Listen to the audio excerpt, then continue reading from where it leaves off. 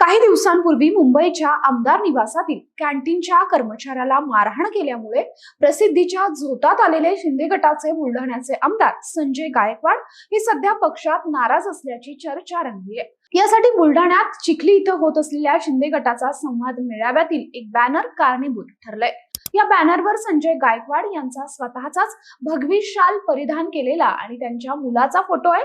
या दोघांशिवाय बॅनरवर कोणालाही स्थान देण्यात आलेलं नाहीये। शिवसेनेचे प्रेरणास्थान असलेले बाळासाहेब ठाकरे आणि पक्षप्रमुख एकनाथ शिंदे यांनाही या बॅनरवर स्थान मिळालेलं नाही। त्यामुळे आता राजकीय वर्तुळात संजय गायकवाड यांच्या नाराजीची जोरदार चर्चा रंगली आहे। संजय गायकवाड यांची एकनाथ शिंदेंनी नुकतीच जिल्हा संघटकपदी पक्षाने नियुक्ती केली आहे। त्यानंतर त्यांना रविवारी चिखली शहरात पहिल्यांदाच शिवसेना पदाधिकारी आणि कार्यकर्त्यांचा संवाद मेळावा घेतला होता।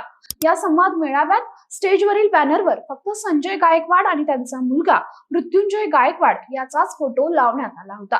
बॅनरवर ना पक्षाचं नाव होतं ना पक्षाचं चिन्ह, इतकंच काय तर बाळासाहेबांचा किंवा एकनाथ शिंदेंचाही फोटो नव्हता। तर शिवसेना हे नाव सुद्धा बॅनरवर नसल्यानं संजय गायकवाड हे नाराज तर नाहीयेत ना, अशा सगळ्या चर्चांना उधाण आलंय।